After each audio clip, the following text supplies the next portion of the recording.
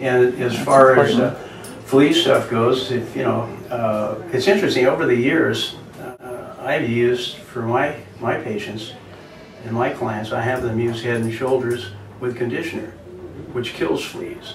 Wow. It puts the lanolin back in the coat, because they often tell you with a Karen and another pair, oh, you can't bathe them because it'll ruin their coat. They'll get a soft coat, they'll get this. It makes no sense. It's just like, okay. Well, you got a bath yesterday. Like puppy food. Like you say, you got to feed puppy food, right? Well, if you had a child, why would you feed your kid more protein, carbs, and fat? You wouldn't, or should you? And as far as the teeth being clean, going, well, they got to have kibble because it'll keep your teeth clean. It's like your dentist telling you to eat a hard tea biscuit every day. You don't need your teeth clean. Where did that come from? Maybe your occlusal surfaces, but your lingual and labial certainly do. These are just a few of the things. So you're saying eating the hard kibble is better? No, I'm saying it doesn't do anything. It doesn't do what they say it does. Oh, okay. And the difference in what people don't realize either is the combination is fine, but with a puppy, the more dry food you give them, the more stools they're going to have, and the harder it is for them to be housebroken. Okay, now if there's a weight problem, most of the vets don't tell people that the dry food has 3 times the calories of wet food, right off the bat. And the wet food is usually the same consistency or the same... But the wet food isn't causing more tooth decay? No, not at all. Absolutely not. Absolutely not. It's a fallacy. That whole thing's a fallacy. Do you need to give your dog anything to clean their teeth? What you're doing with the Nutriment, that works great.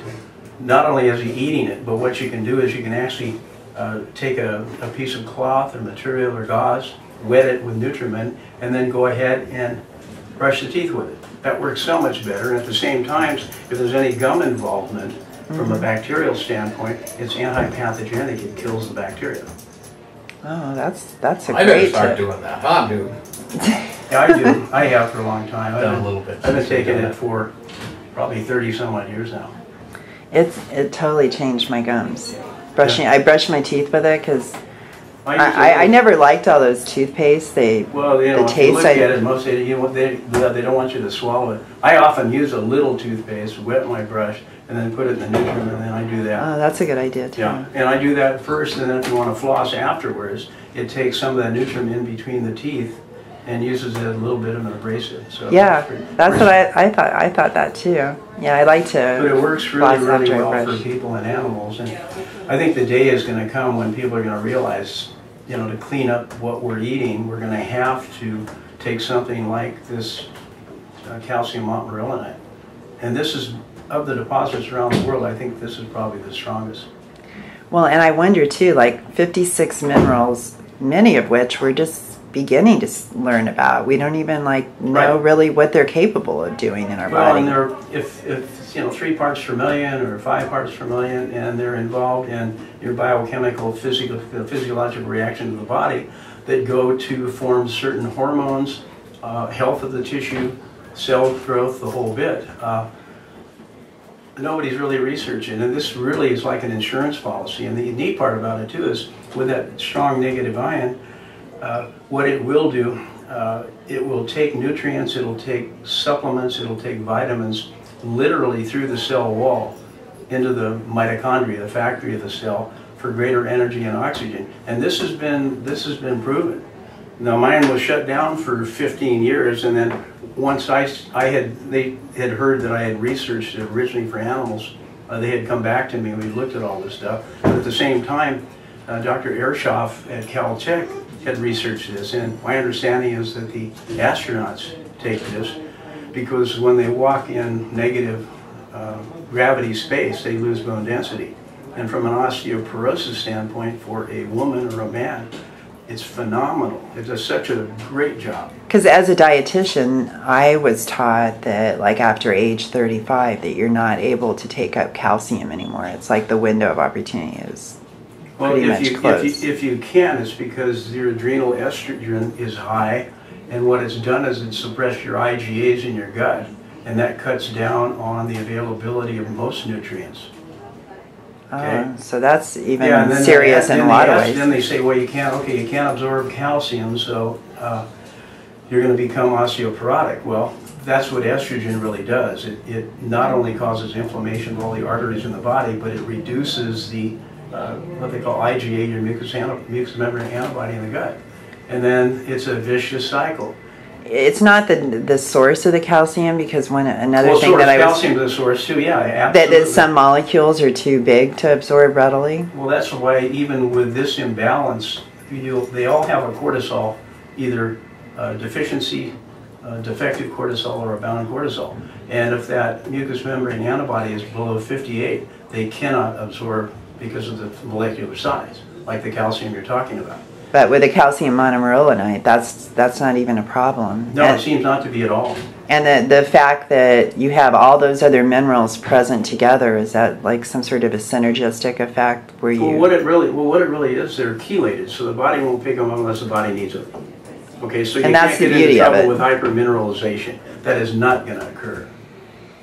And so there is no risk, really. It's all good. It's all good. It's all good. It's all good. It's going to be a good radio show. Last week's show, I talked about the new study that just came out for that C. diff risk with all the heartburn, acid suppressing medications. Oh, yeah. And I was like explaining that and how, and all that. Yeah, exactly, and how instead you can just use the minerals and start regenerating your digestive system and nourishing it so that it can start to get back into healthy mode, because in a healthy mode you won't have that imbalance. Exactly. With your stomach acid. Yeah, and then if you still do, then you do the endocrine immune blood test to normalize your IgE. So even people should do that. Oh, we do it. It's for people and animals. That people test. And animals. If you look at on Amazon, if you look at they've done 5 publications. There's 4 and 5 coming up, but the third one is endocrine immune imbalances in animals and human health implications. And this is literally it's like 11 articles that have been published of mine in MD journals around the world. The MDs love this stuff. The vets, if it's not taught in school, it doesn't exist. You know, integrative medicine is getting better because they realize it, and I call it holistic in that it's, you know, WHOLE.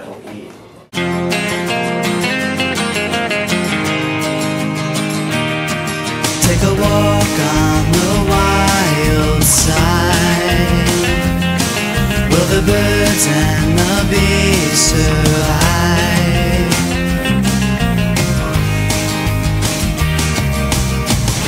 Right before me, my newfound hippie side. Once ignored these conspiracies online. Out the window, visions of the earth. Sign me up now, make sure you use your smart. Take a walk on the wild side. Will the birds and the bees survive? Would your children lie to see Mother Nature sigh?